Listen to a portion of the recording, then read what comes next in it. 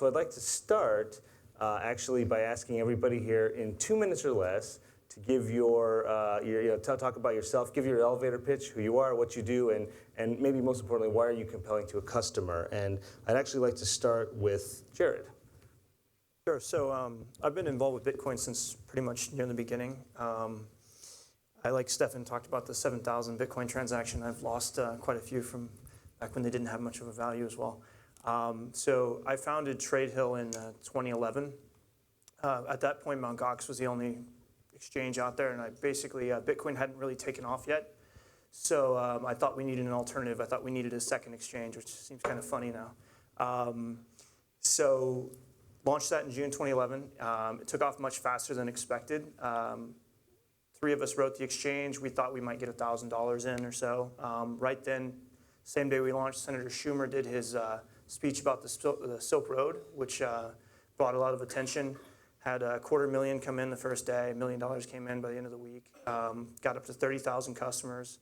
The growth was a little bit faster than we had expected. It was a little bit difficult to deal with. Encountered some problems with Dwolla, which we were using, which refundable payment method, it turns out. So yeah, some of you guys know that story. So shut the exchange down. Bitcoin went through its little lull where it hit $2. Rebuilt the team, raised some money, and relaunched it on March 18th, which coincidentally this time was the day that FinCEN came out with their guidance on money transmission. So pretty ridiculous timing. I also own 20 Mission, which is a 41-bedroom hacker house, startup house in San Francisco. Got 60 desks downstairs for co-working, and do accept rent in Bitcoin. Thanks. Erik, you want Yeah. So my name is Erik Vorhees.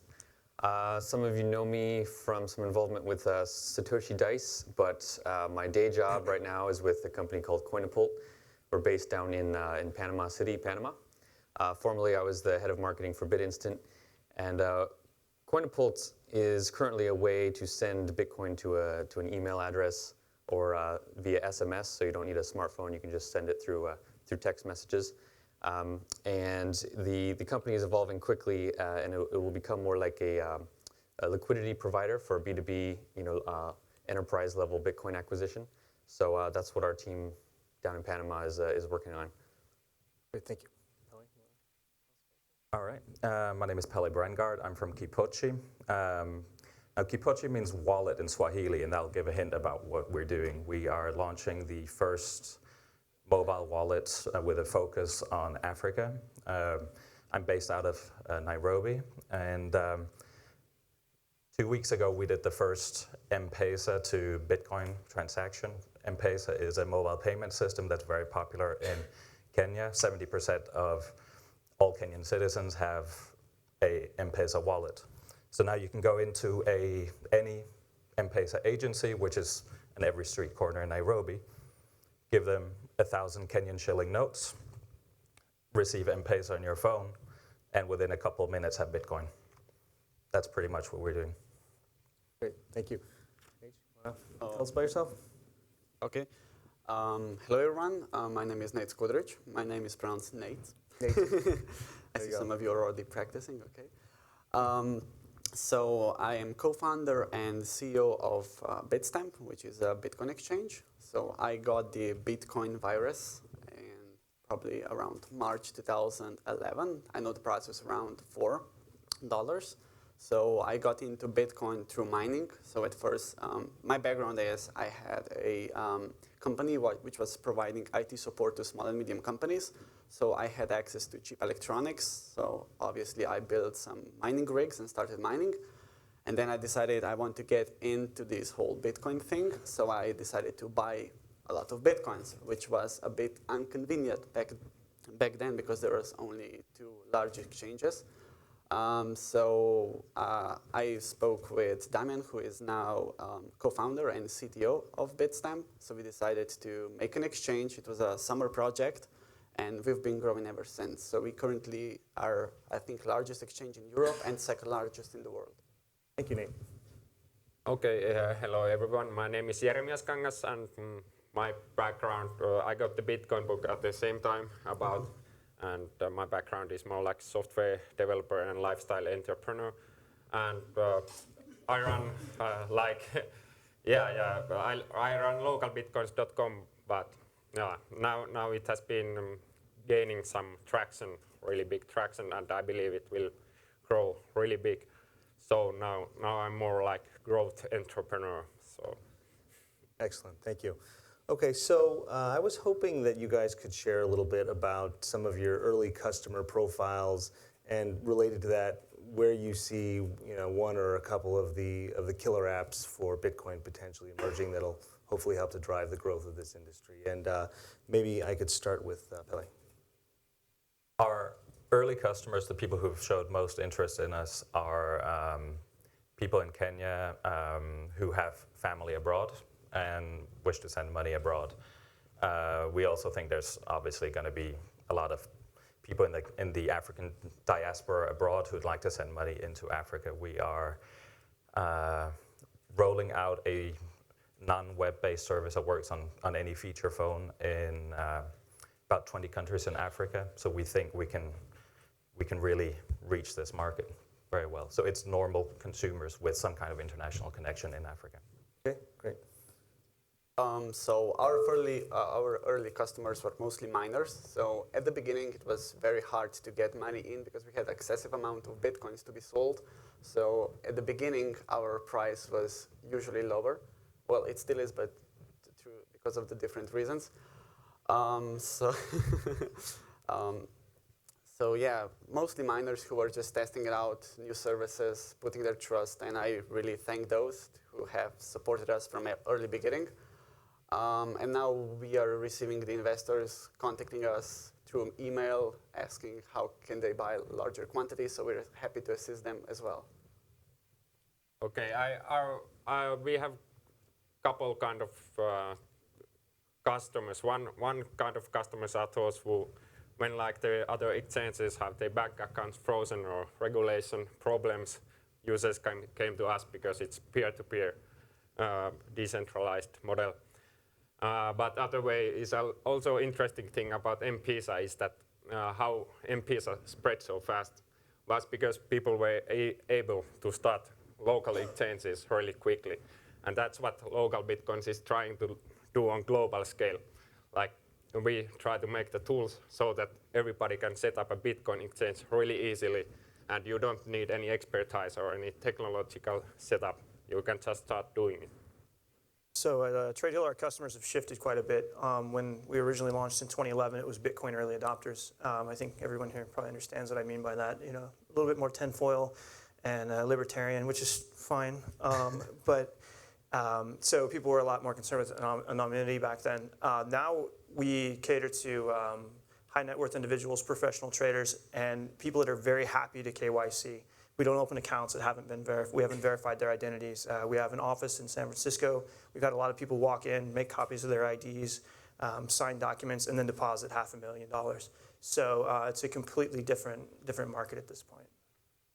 I think a lot of our first customers with Coinapult were people who wanted to send Bitcoins to others who didn't yet know that they wanted Bitcoins. So currently, without something like Coinapult, if you want to send Bitcoin to someone, you need to know their Bitcoin address. And so if you're trying to introduce your grandmother to Bitcoin, having her set up a wallet is a little bit obnoxious. So something like Coinapult, you can just send Bitcoins right to their email, and then they can open it up and have Bitcoin right away without previously signing up for anything. Same with the phone system, the SMS system. People who wanted to send Bitcoins to other people who had never heard of it before, meeting them in person and paying for a debt, being able to pay them in Bitcoin without them having signed up prior was quite a big innovation there. So our business has changed a lot, and we're much more B2B now. So helping companies and institutions acquire Bitcoins large scale. This is something that's becoming more important as the industry matures, and it's not a bunch of 16-year-olds in basements anymore. It's institutions trying to figure out how to use this stuff for actual enterprise-level financial technology. So we're hoping to help fill that need. Okay, great, thank you. So we're focused on operating in the US. I think the US is a huge market. And in order to operate in the US and attract US customers, you're going to need to be compliant. And like Erik said, you can comply with US law. It's just extremely difficult. It's probably the most difficult in the world to comply with. So we are taking that approach. For one thing, we have 8 attorneys, which is terrible.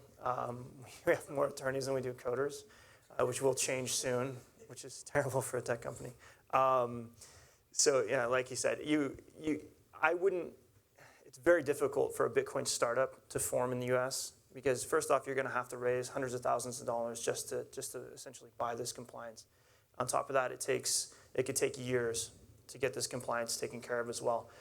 We've been dealing with it for more than a year. So I don't know, that's our approach to it. It's definitely walk the line. So I've seen the development of Bitcoin in 3 stages. So the first stage was just to have solid, secure exchanges. And then the next stage was bring it to mainstream. And the third stage is bring it to mainstream compliantly. So what we do is we do our best, but the exchange service is basically doing one thing, and that is bridging the traditional financial system with the cryptocurrency. So the cryptocurrency part of our business is not yet regulated, so there's no regulation to comply with. But we do comply with the traditional financial system. So we are doing our best to enforce KYC checks, AML policies to our customers, and to keep that part of our business compliant as possible. But there's no overall regulation or overall compliance. Hopefully that will change. For us, it's pretty simple as we don't touch any traditional money. Or I don't think that's money, but anyway. So for me, I think that if you're an entrepreneur and you want to do something related to Bitcoin, just go for it. Don't worry about the regulations. Just do it and worry about it later. This is market which is really fast moving, and I think everything that slows you down is. Spoken like a true entrepreneur. So is regulation and compliance good, bad, indifferent? Do you want more or less? The US regulations is a problem for non-US companies.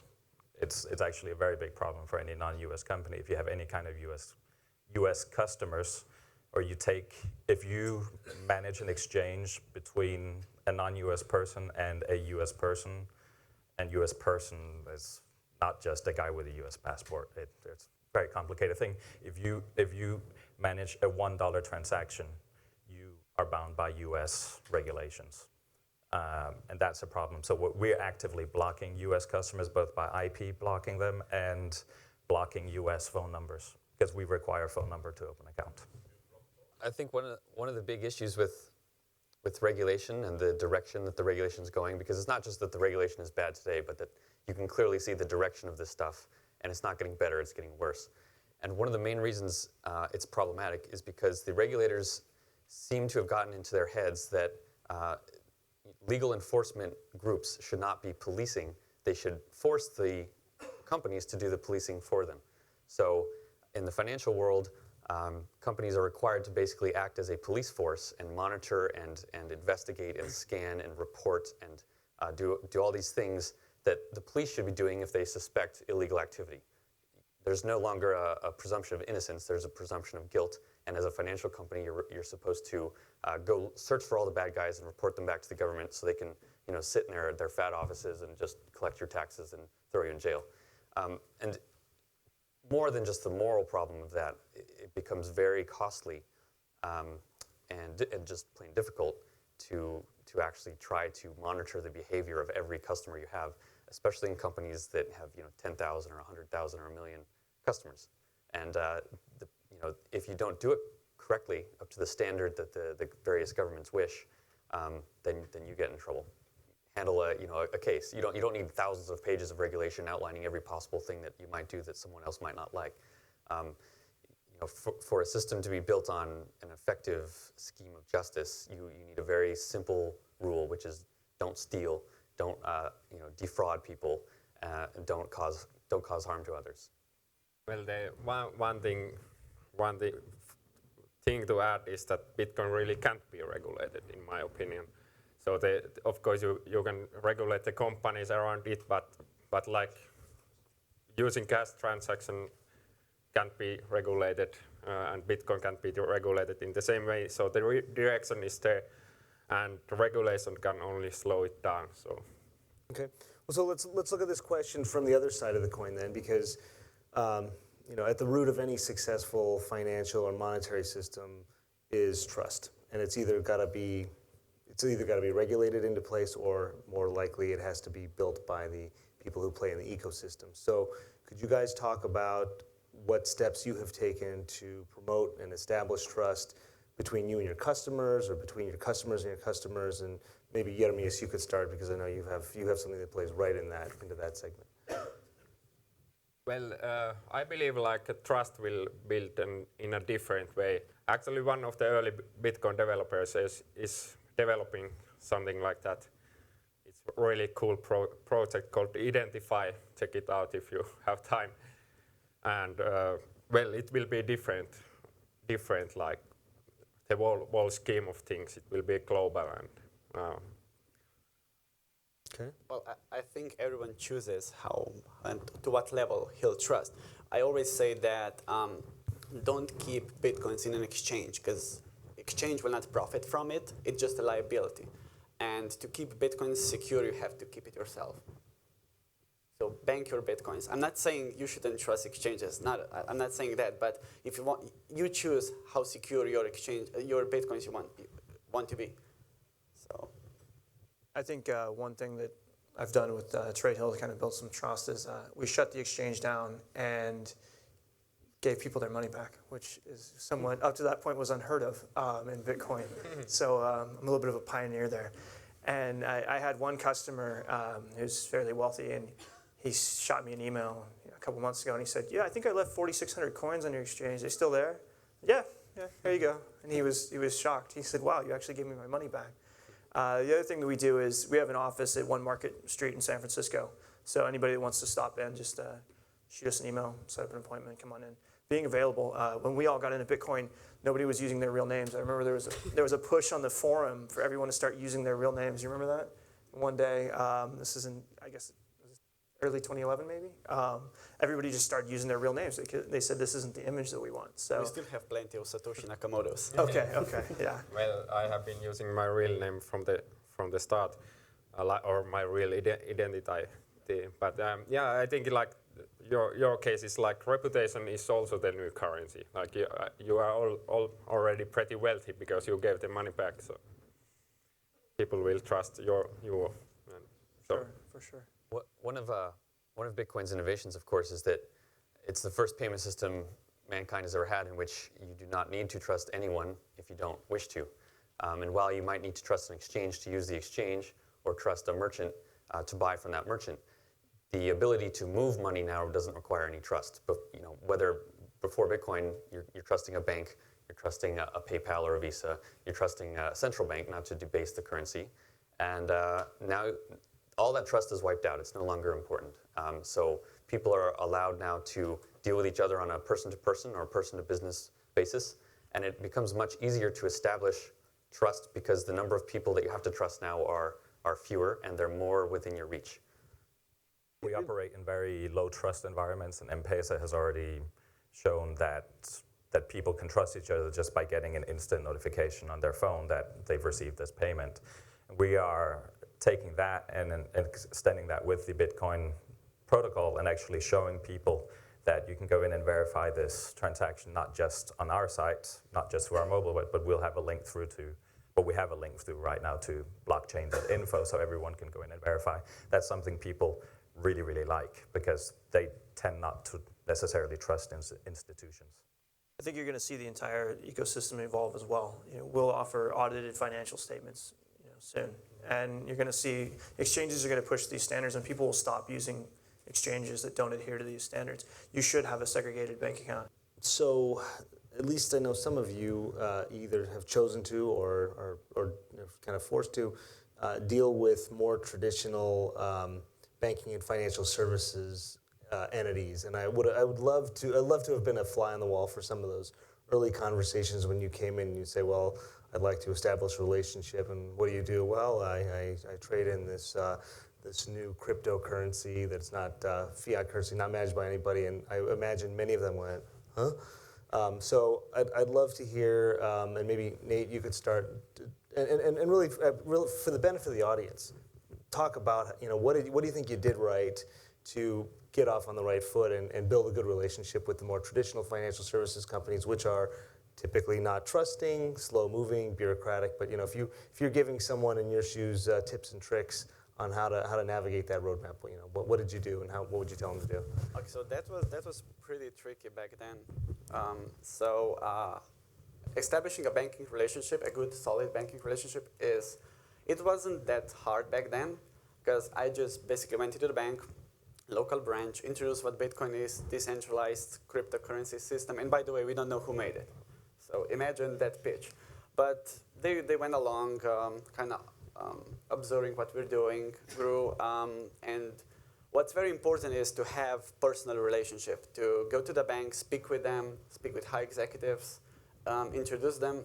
I actually spoke with very high executives, and to my surprise, they already knew what Bitcoin is in a nutshell, which surprised me a lot. And I genuinely think they are looking into it. Many Bitcoiners believe that banks will fight Bitcoin.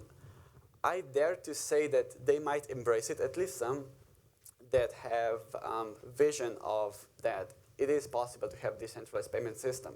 Because even in Bitcoin, banking will be important. So some of the banks, probably, I know there are some in US that have been engaging also in Bitcoin atmosphere. So I think the bank's biggest concern is not that they themselves have a problem with cryptocurrency systems, but they are living under the same regulatory environment that we live under, in which case they are required to report and police everyone that works with them. So if you're a company and you go to them and you say anything that's at all weird or strange or innovative, or they just don't know what it is, it's not really worth their time to give you an account. And they're not doing it to be malicious or anything. They're not doing it because they hate Bitcoin.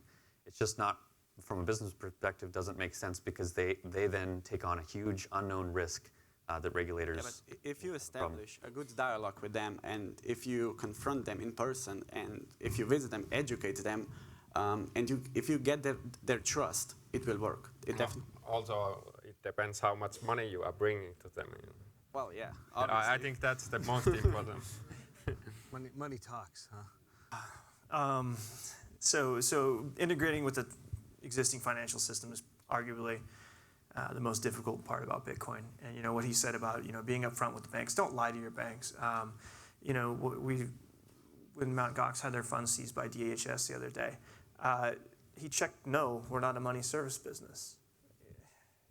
Now, obviously that's the easy way, because sorry about that. So in the US at least, what's really great is FinCEN finally came out and said Bitcoin is money transmission. So they actually gave us a route to comply. So now you just have to get licenses in 48 states, which takes a year and costs a couple, $1 million. Before, there wasn't really a way to do it. So it still sounds terrible, but at least we have this path to go down. We used to be just this nebulous uncertainty that everybody was trying to figure out. So I think with all this regulation that's coming, at least we're being told how to comply, which is great. So I think in general, financial services ecosystems are particularly rich and varied in terms of the functionality and the layering that has to be built up for the whole system to work, in a lot of cases at least. As you guys look out at the landscape and you see all the different companies that are out there, where do you see opportunities? Where do you see holes? What would you like to see more of, less of? What would you, if you're going to go start your next one, what would you do? How should this ecosystem really be built out? Start, anybody? I think the idea of using Bitcoin as a title system is very, very interesting. So discussion earlier about the colored coins. There are various different kinds of approach of doing this. I think this is one of the most important things to get Bitcoin out and grow Bitcoin. This is, I think, the killer feature of it. And again, I mentioned I'm focused on the developing world, and title systems are a big big issues. Some places it's impossible to get a title. Some places in Kenya it's very easy to get a title, including for someone else's property. So because of corruption and those kinds of things in Kenya, every single property right now has a hand-painted sign outside saying "not for sale," which is a common law protection against title fraud. So titling for a company, for property, real or virtual, those kinds of things is where I see Bitcoin is really, really growing. I think there's two big needs. It needs to be easy for businesses to deal with Bitcoin. So when you're talking about professional traders, institutions, a company like my company, Tradehill, makes it easier for companies to deal with that. The other side of that is consumers. I think when I first got into Bitcoin, the biggest question was, what can you do with it? And we often struggle with that. And you say, well, you can pay anyone that'll accept it. And most people didn't like that answer. Now we have companies like BitPay, which is probably over 10,000 merchants at this point. So I think one thing that BitPay really does is they provide a great merchant solution, so anybody that wants to accept Bitcoin can. So that really increases the adoption. The other thing they do is they take away the currency volatility. So I think you're going to see a lot of companies that provide add-on services such as like removing the currency risk. So a lot of people say, well, I don't want to pay with Bitcoin because it might be $10 now and $15 tomorrow, and I don't want to accept Bitcoin because of that. So I think that's one of the biggest killer apps is removing the volatility and the currency risk. I think perhaps the most important thing right now is for the market to become deeper. And for that to happen, people need to get away from Mt. Gox, because Mt. Gox has been the deepest exchange, but every time they come under pressure, they fail. People are scared to leave their money with Mt. Gox for both operational reasons at Gox and because of regulators around the world. So when people aren't willing to leave money at an exchange, the market becomes shallow and it becomes harder to get in and get out with any reasonable amount of money. So I'm very excited to see the recent decline of Gox has been very exciting for me because I'm seeing other excellent exchanges start to fill that void. And I know there are other people building exchanges that are far more professional than Gox has been. And as they release and they become trusted, and you will see the market start to function much better because people will be able to use the exchanges to a greater degree. I personally network with a lot of talented developers who contacted us because they're in the need for an exchange, and it's very empowering to see how these brilliant minds put their effort, their time, their programming skills into developing apps that will support and gain adoption. So it's that's the most exciting thing about my work, to really get to know these people and share the ideas. And the question is the killer app. There are lots of killer apps. What are some of your favorite? Like, talk about some of the ones you've seen that you really got excited about. Well, some of them are not announced yet, so I cannot say. But there's a lot of exciting things coming, so I look forward to it. Any particular, feature sets or UI improvements that you think will drive user adoption to make it a lot easier? I think what will drive user adoption is basically just education. What we need to educate people. I mean, Stefan said, that was over-exaggerated, but I like what you said. Everyone needs to get a science degree. Well, if we would, I personally made a paper back in 2011 in my college. I introduced Bitcoin, and some of my classmates were laughing at me. But the price of Bitcoin was $3 back then. So I think, and I'm seeing more and more people doing that. They do PhD, master degree. I mean, all these papers are being published. So I think we are going towards that direction to really just put the word out. Well, the problem is that to use Bitcoin, people have to understand the really basic concept of the Bitcoin address and how to send the Bitcoin. And well, you can skip that. You can you have to teach that to the people. But related to the previous question, I think the biggest killer app in the short term is gambling. But other than that, I'm very excited about the possibilities for the startups, like how to like the cost of doing a startup will go even more down with Bitcoin, as it will be much more cheaper to implement payment processing and payouts and pay-ins. How do you guys plan to contend with the rise of probably multiple alternate competing systems and currencies? Do you embrace it? Do you just focus on Bitcoin? How do you guys see dealing with those? Probably very different for each of you, but I think most Bitcoin companies can very easily retool their systems to use any sort of cryptocurrency. Once you have the structure in place, it's somewhat modular. Bitcoin has a tremendous market share lead and a brand that is going to be incredibly hard to compete with. I think that any competing currency is only going to actually be a competitor if it offers some amazing new advantage. And I haven't seen such a thing. But of course, if that happens, everyone should be excited about it, because then you have all the promise of Bitcoin in an even improved format. So if Bitcoin becomes replaced with a competitor, perhaps that's even the best thing that could happen, because the only way it would happen is if it was a far superior currency. So far, I haven't seen it, and still looking. For sure. Tradehill is a virtual currency company. I mean, I've been involved with Bitcoin since the beginning. I'm very passionate about Bitcoin. I'd like to see Bitcoin succeed. And we can argue and debate whether or not Bitcoin will succeed, but if it does or it doesn't, virtual currencies are already huge, and they're just going to get bigger. So like Erik said, if something does surpass Bitcoin, it is because it's better. So I'd welcome it, and we will trade other virtual currencies as well. So I think Bitcoin just opened the door, changed the mindset of people that it is possible to have this centralized payment system that is self-governing. So any payment system that will deliver better properties than Bitcoin will prevail. Yeah, we're also open to working with new kinds of cryptocurrencies, and there are also many different kinds of local currencies, and we are happy to work with any kind of local currency as well if it makes sense. More interesting than the battle between various cryptocurrencies and each other is the battle between cryptocurrencies and other digital currencies like the euro and the dollar. That's going to be the more interesting duel going forward. How do you see it playing out? How is it going to play out? Well, of course, money is a good. It competes in an open marketplace unless people are regulated against it.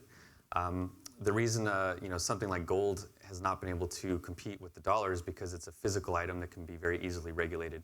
Because any company that transfers it can be known and prevented from doing so. You see companies like eGold get shut down.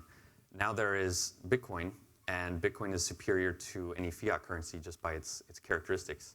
And so now that there's a superior money that also cannot be regulated, I do not see an outcome other than it dominating. Whether it's Bitcoin or another cryptocurrency, I don't see how the ability to transfer money and value anywhere in the world for free, how is that not going to displace a system in which you have to wait 3 days for a digital currency transfer of your dollars to another country, and you have all sorts of restrictions and all sorts of fees?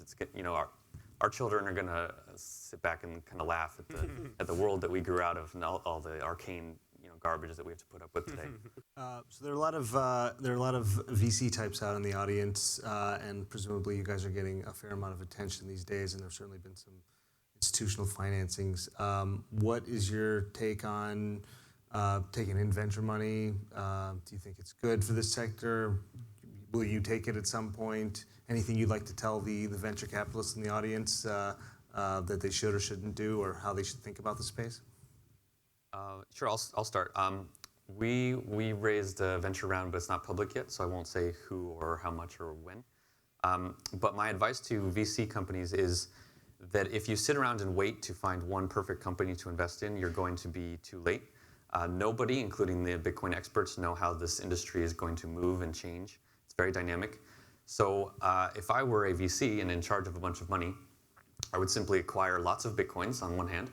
And on the other hand, I would sort of go with the shotgun approach, find a number of companies that all look somewhat interesting, not try to assume that I will figure out which one will be successful, and put a little money in all of them, because most of these Bitcoin companies are not highly capital intensive. They do not require millions of dollars to get going. So you can scatter some money around several companies and buy some Bitcoins, and it would be very hard for you to miss out on this if it works. No, for sure. I think on the entrepreneur side, if you want to open up an exchange, which I wouldn't suggest, you definitely need to take VC money, unless you can bootstrap it, unless you've got that kind of money. The amount of lawyers you need, the compliance that you have to pay for, it requires, I'd say, where Erik said most Bitcoin businesses don't require a lot of capital and a lot of people, he's right. The exception to that would be exchanges. And exchanges aren't terribly profitable either. So, yeah, and what he said about the shotgun blast, there's a lot of companies that I heard in the beginning that were starting up, and I said, it's kind of interesting, but didn't really expect that much, and they just really, really blew up. So you never really know what's going to happen in Bitcoin. It's a surprise every day. Before I said a VC should buy a bunch of Bitcoins, and that's not just because I want the price of Bitcoins to go up. If you want to understand the Bitcoin ecosystem, you have to understand that each Bitcoin is really like a share of this giant new tech startup.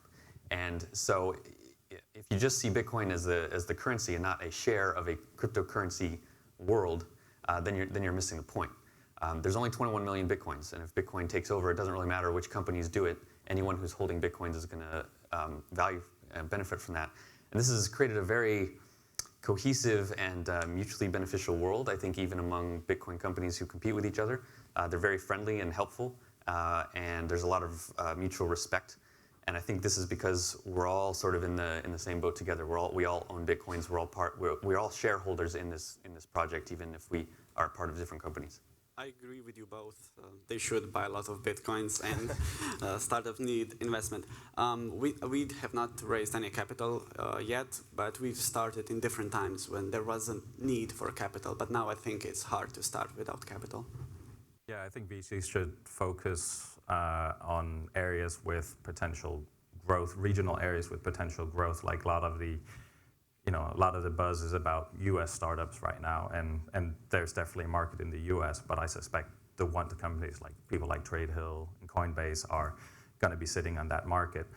But it's a much bigger market, and the real growth is going to be seen outside the U.S., I think. So I think particularly European VCs who are here today should focus on that. We're not looking for funding ourselves. Our parent company is very profitable doing mobile transactions in Africa. We currently process 5 million transactions a day in 20 different countries in Africa. We're fine, personally. So. Yeah, I agree that a lot of the opportunities are going to be outside the developed world, because as problematic as the US and European banking systems are, in general they work. You can send money around. There are several billion other people in the world that do not have bank accounts, but they have phones, and they need a payment system that will allow them to simply leapfrog all the stuff that the developed world has been using. Bitcoin is going to be an amazing blessing for them. So VCs should I think not just focus on the developed world, people who have computers, but focus on people who are actually going to be using a brand new financial system.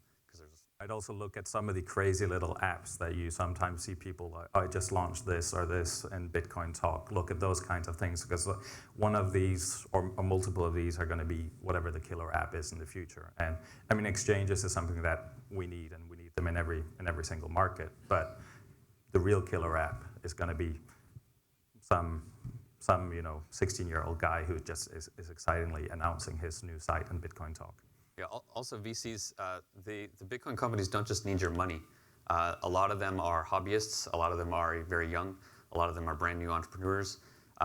They need professional expertise on how to run companies, on how to do proper systems and all that kind of thing. That can be more valuable as an investment than just the money. I agree with Erik. I mean, if you tell the bank, like, hey, these guys are legit, they're not scam artists, we backed them, that would do a lot more than actually giving them the money. Yeah, we have like a situation where we have been cash flow positive for some time, so we don't need that money so badly. So we haven't been looking for funding that aggressively. But if we invent some hole to put the money into, then we might do a round.